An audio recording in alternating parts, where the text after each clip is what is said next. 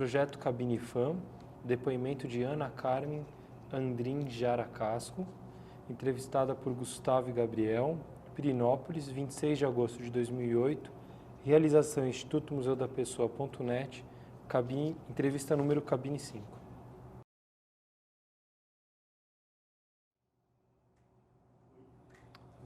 Oi, Ana. Primeiro, boa noite. Queria pedir para você começar falando o seu nome, local e a data de nascimento. Meu nome é Ana Carmen Amorim Jaracasco. Eu nasci no dia 3 de julho de 1960 em Petrópolis, no estado do Rio de Janeiro. E quanto tempo você viveu em Petrópolis? Eu vivi 3 meses em Petrópolis e meu pai é engenheiro civil e ele trabalhava numa empresa que foi construir a capital, Brasília, e aí eu fui para Brasília com 3 meses de idade com a minha família. E qual o nome dos seus pais? O meu pai se chama Florencio Jaracasco e a minha mãe Zaira Maria Amorim Jaracasco. E a sua mãe, o que ela fazia? Minha mãe sempre foi dona de casa, cuidou dos filhos e isso, não tinha profissão, não trabalhava fora de casa. E a família eram vocês três ou você tem algum irmão? Eu tinha uma irmã mais velha nessa época, tenho uma irmã que nasceu antes de mim, em Petrópolis também, e tive um irmão que nasceu em Brasília, em 1962. E dessa mudança para Brasília, você passou em Brasília, quanto tempo você viveu lá? Eu vivi dos 3 meses até os 8 anos de idade em Brasília. E que lembranças você tem dessa infância, desse período? Pois é, engraçado, assim, da cidade muito pouca lembrança, mas assim, lembrança das casas onde eu morei, porque no começo meu pai veio morar nos acampamentos. Brasília não tinha nada construído, tinha só os acampamentos dos engenheiros, dos operários que estavam construindo a cidade. Então a gente morava nos acampamentos. Meu pai tinha um jipe que ele andava pelas obras, eu me lembro de andar de jipe, assim, por esse descampado, né? E depois, conforme a cidade foi surgindo, a gente foi se mudando para lugares mais urbanizados e coisa e tal. Quando eu fui trabalhar no IPHAN, que foi nos anos 80, eu entrei para ser funcionária do IPHAN, eu voltei a Brasília, porque a sede do IPHAN era aqui em Brasília, né? E eu não me lembrava de nada da cidade. Mas quando eu passei pelo Hospital Distrital, que é um edifício que fica próximo do eixo monumental, aquela fachada daquele prédio me chamou muita atenção. E daí eu me lembrei que o meu irmão teve meningite em Brasília. Ele pegou o vírus da meningite e o meu pai e minha mãe viveram uma boa parte do tempo, de um determinado momento da minha vida, no hospital, e eu ia muito ao hospital. Mas eu não me lembrava nada do hospital. Quando eu voltei a Brasília nos anos 80, aquela memória do prédio foi muito assim marcante, né? E assim, tinha lembrança das escolas por onde eu passei, do fato de que meu pai ia sempre me pegar na escola e me levava para casa de carro. Sempre morei em casa aqui, então tinha essa coisa do quintal, de ter cachorro, de ter bicho em casa, né? E me lembro também que os meus pais compravam legumes e frutas numas chácaras que ficavam no entorno da cidade, que eram cultivadas por uma imigração de japoneses que tinha vindo para Brasília. E eu gostava muito daquela coisa de comprar os legumes e as frutas naquele lugar, né? Então, acho que as lembranças de Brasília são mais ou menos essas. E esse acampamento, você comentou como eram esses acampamentos, o que eram? Os acampamentos eram, assim, casas com quintal comum, onde os engenheiros moravam, né? Mas é um acampamento porque eram casas de madeira, era uma construção meio não definitiva, né? Eram lugares transitórios, mas eram casas, cada família morava numa casa separado, tinha o seu quintal. A gente tomava banho de mangueira no quintal, tinha aquela coisa de bacia. Depois, quando eu cresci, eu pedi à minha mãe para ela me dar de presente o álbum de família, porque tinha muitas fotos dessa época em preto e branco e eu queria me lembrar, através das fotos, das coisas que eu não tinha memória, não tinha gravado, né? Então eu guardei as fotos do tempo que a gente morou em Brasília. Então tem essas fotos do acampamento, da igreja onde a gente ia à missa, das festas que os meus pais iam e a gente ia junto, da primeira comunhão da minha irmã.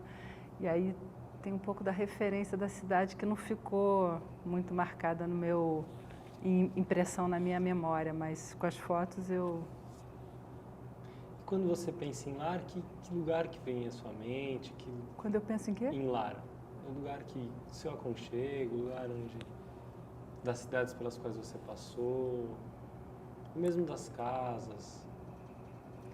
Olha, uma casa que, depois que a gente saiu de Brasília, meu pai foi para Santa Catarina, a gente morou em Joinville um tempo e depois em São Francisco do Sul. E talvez a casa de infância que eu mais tenha gostado foi a casa de São Francisco do Sul, que era uma casa que meu pai alugou de um militar e ela tinha uma sala muito grande e eu me lembro que o forro da sala era todo amarelo e verde. E a parede, ele tinha uma parede que era toda pintada uma cena de floresta. Então tinha uma árvore, tinha milhões de bichos, era uma floresta toda pintada na parede. E eu adorava aquilo. Eu ficava horas ali olhando e vendo aqueles bichinhos, aquelas plantinhas. Era um quadro, era uma pintura de parede muito detalhada. E essa casa ficava numa ladeira e tinha quintal, tinha pomar, a gente brincava muito de subir em árvore. E eu sempre gostei muito de brincadeira de menino. Eu não brincava de boneca, eu gostava de soltar pipa, eu gostava de carrinho de rolimã. A gente fazia uns carrinhos com lata de leite ninho, que a gente enchia de areia e ia puxando, né? Então, essa casa, eu brincava muito com meu irmão, que a gente tinha pouca diferença, 2 anos de diferença, e eu brincava muito com os meninos. E essa casa foi um lugar onde eu pude, assim, viver muito essa infância de garoto que eu gostava, né? De brincadeiras, assim, mais ao ar livre. Essa casa de São Francisco é a casa que eu acho que tem mais memória de infância. Que outras brincadeiras que você tem na cabeça, que você recorda? A gente brincava dessas coisas assim, de polícia e ladrão, de descer a ladeira de carrinho, de esconder no mato, de ficar, né, um procurando o outro. E juntar mesmo com as crianças da redondeza, né, e fazer coisa de barro. Tinha uns lugares onde quando chovia enchia de barro, daí a gente brincava de massinha. Muito essa coisa assim de soltar pipa, de subir em árvore, de correr do cachorro, essas coisas assim bem moleque. E apesar dessa mudança constante de cidades, como é que era o ensino, as escolas, como é que era? Olha, eu tive assim, estudei em escolas muito variadas, em geral, em Brasília em escolas públicas, em Santa Catarina estudei numa escola alemã, depois estudei numa escola metodista, mas o meu trauma foi quando eu voltei para Petrópolis na minha adolescência, com 12 anos de idade, que o meu irmão foi para uma escola mista e eu fui para uma escola de freiras. Porque na escola mista, o diretor, meu pai queria que a gente estudasse na mesma escola porque para ele era mais prático, né? Mas aí o diretor conversou com ele e disse que no turno que o meu irmão ia estudar, estudavam os meninos que eram internos do colégio e que ele não aconselhava que eu convivesse com os meninos internos do colégio. E aí meu pai me matriculou num colégio de freiras. E aí eu fui reprovada em todas as matérias, porque eu odiava o colégio de freira, não conseguia estudar, não conseguia. As freiras eram um terror, faziam um maior terrorismo com a gente, eu odiava aquela escola. Aí depois de o meu pai ver que eu ia repetir de ano, aí ele resolveu me matricular na escola do meu irmão, contra tudo que o diretor dizia, me deixar conviver com os meninos que eram internos e vinham de outras cidades, né? E quando eu entrei, no primeiro dia de aula nessa escola, tinha um menino sentado assim no canto, ele tinha os cabelos assim todos encaracolados, compridos, estava usando um macacão vermelho, estava de braço quebrado. Ele devia ser o menino mais assim, arteiro que existia. Eu me sentei do lado dele, ele foi o melhor amigo que eu já tive na minha vida. E os meus pais adotaram ele, porque a família dele era de Sergipe, o pai dele era um advogado lá de Sergipe, e ele morava longe da família. E ele era uma pessoa assim, muito especial, muito interessante e muito marginalizado dentro da escola, porque ele era um menino sem família, longe da família. Mas ele foi meu melhor amigo e somos amigos até hoje, coisa e tal. Mas assim, foi uma experiência muito interessante em Petrópolis, essa de escola para mim. E aí, nessa volta para Petrópolis, como é que estava a cidade? Foi diferente das outras cidades? O que traz essa mudança? Petrópolis, assim, na minha adolescência foi uma cidade muito legal para mim, porque eu morava no centro de Petrópolis e a minha vida toda era feita assim a pé. Eu ia a pé para a escola, não pegava ônibus para nada. Eu tinha muita liberdade assim de transitar pela cidade, fazia curso de inglês, todas as minhas atividades. E a gente morava num apartamento que os meus pais moram até hoje, muito grande, então podia receber os meus amigos em casa. Eu tinha assim um espaço muito generoso. A família, meus pais sempre gostaram de morar em casas grandes e foi uma coisa assim muito boa. Mas quando eu comecei a crescer, quer dizer, quando eu comecei a ficar adulta e querer fazer faculdade, Petrópolis começou a parecer uma cidade muito pequena. E onde todo mundo controlava a sua vida, sabia com quem você andava. Você é filha de fulano de tal. Petrópolis tem muito isso, assim. Qual é o seu sobrenome? As pessoas sempre conhecem alguém da sua família e você carrega aquela coisa assim. E aquilo começou a parecer pequeno para mim. E o meu pai é paraguaio e ele veio para o Brasil exilado por questões políticas. A família de lá é toda politizada, envolvida com política e toda com problemas de perseguição e prisão. E o meu pai, ele sempre protegeu muito a gente e ele não queria nunca que a gente tivesse um envolvimento político, questões políticas. Ele sempre teve assim um receio em relação a essas questões. E quando eu resolvi fazer faculdade, eu resolvi fazer arquitetura, não tinha essa faculdade em Petrópolis e eu queria fazer na Universidade Federal no Rio de Janeiro. E quando eu passei para lá, eu resolvi me mudar para o Rio. E aí foi uma coisa assim muito dramática em casa, porque os meus pais não queriam de jeito nenhum que eu saísse de casa. E apesar de eu ter uma relação boa, gostar de morar com eles, eu queria muito sair de casa. Petrópolis era um lugar pequeno, eu não queria continuar ali. E eu precisava dessa ruptura mesmo com a minha família, né? Então, quando passei para a faculdade, fui morar no Rio e me envolvi imediatamente com o movimento estudantil, movimento político, fiz tudo que era proibido fazer. Mas nessa saída de casa, eu recuperei uma relação muito boa com o meu pai, porque a minha família era uma família muito tradicional, onde a mãe sempre fazia aquele papel assim: não fale com seu pai, deixa que eu falo com ele, né? Ela se colocava sempre no lugar de mediadora dessa relação. Então, meu pai era aquela figura para quem nada podia, a repressão em pessoa. E quando eu vim para o Rio, ele trabalhava no Rio nessa época, ele subia e descia todo dia, eu toda semana almoçava com ele. A gente se encontrava uma vez por semana para almoçar juntos num restaurante, perto do trabalho dele. E aí eu descobri um outro pai, que era um pai assim que eu podia ir almoçar junto, que a gente podia conversar sobre o trabalho dele, sobre o que eu estava fazendo na faculdade, né?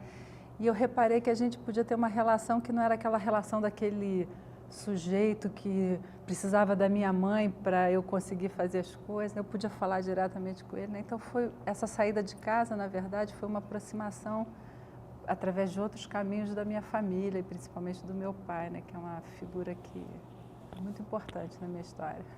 E aí no Rio de Janeiro você passou a viver sozinha? Eu alugava quarto, morei um tempo na Ilha do Governador, depois morei em Botafogo, aí fui... Como é que era viver sozinha no Rio de Janeiro, longe da família, esse começo novo?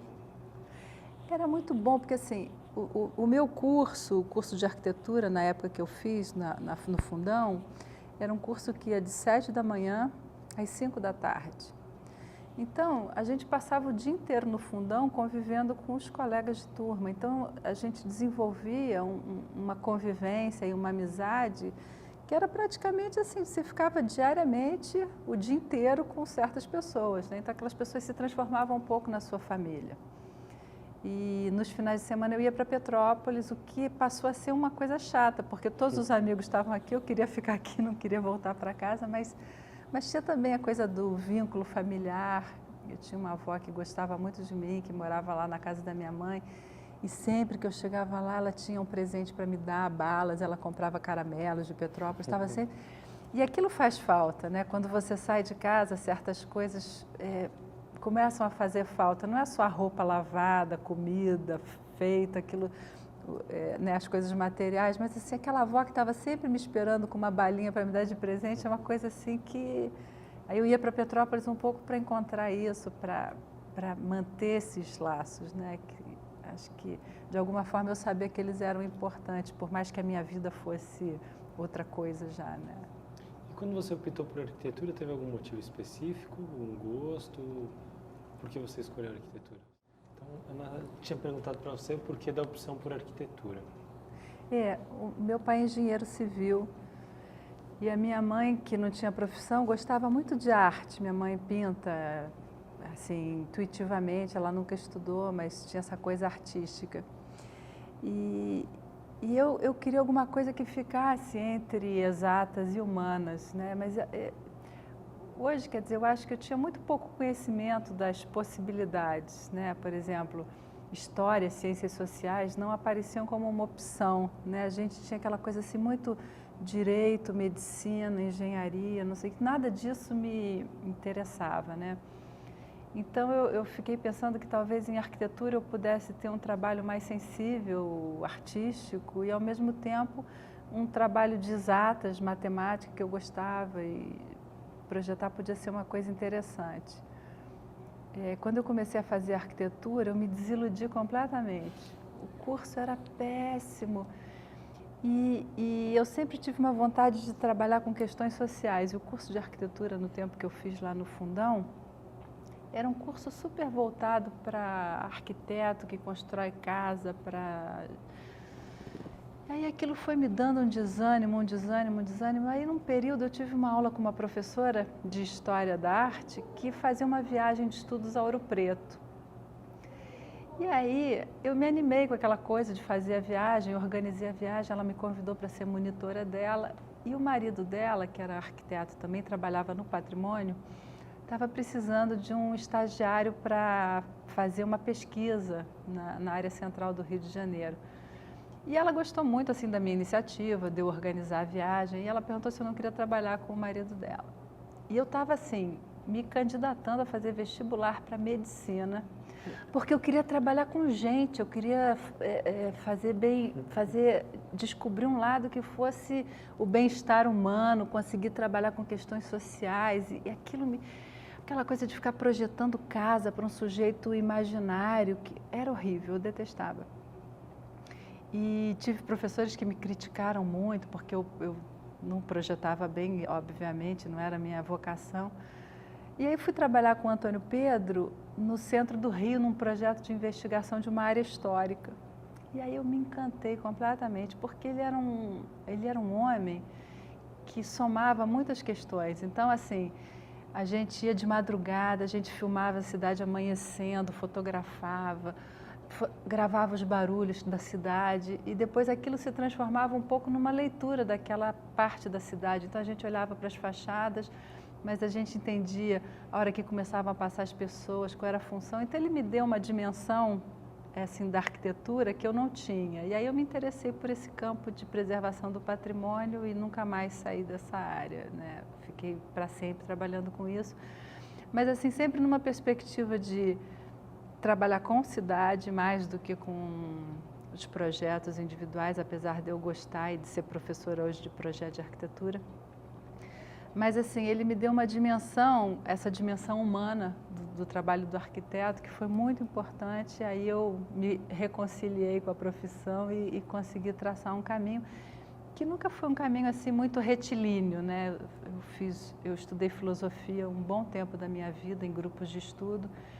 E a filosofia me tornou uma pessoa assim muito inquieta, muito achando que as coisas não são só aquilo que a gente quer que elas sejam, que existem muitas camadas e que é muito bom a gente conseguir trabalhar com essas diferentes percepções que a gente tem, né? Então hoje meu trabalho mistura cinema, literatura, história, antropologia, comunicação, arquitetura. Então hoje eu tenho uma visão de mundo que não é uma visão especializada, né, mas uma visão muito variada. E eu acho que é uma visão legal para trabalhar dentro do patrimônio. Eu acho que é uma alquimia eclética de formação que me dá um lastro que eu acho que é interessante hoje. Posso pensar educação, posso pensar arquitetura, posso pensar uma porção de coisas. Levando em conta toda essa sua experiência, ainda fazendo uma autoanálise, como que é para você dar esse depoimento, trabalhar com esse resgate de você mesmo? Olha, é mais tranquilo do que eu imaginava, porque eu sou uma pessoa assim super chorona, que me emociona assim, já chorei várias vezes nessa oficina, ouvindo, vendo as coisas, né? Hoje vendo os depoimentos que vocês já colheram, né? Eu acho que assim, eu sou muito fascinada pelo humano, mas ao mesmo tempo sou muito emotiva, fico muito tocada pelas coisas, né?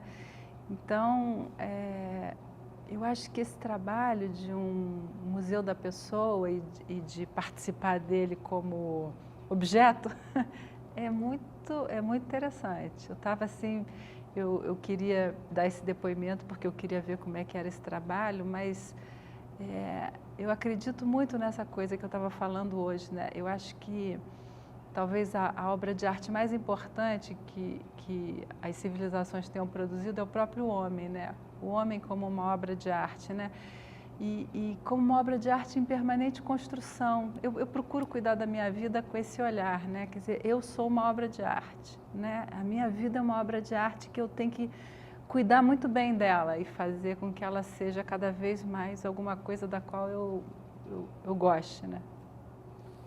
Ok, então eu queria te agradecer pelo depoimento. Nada, obrigada a você.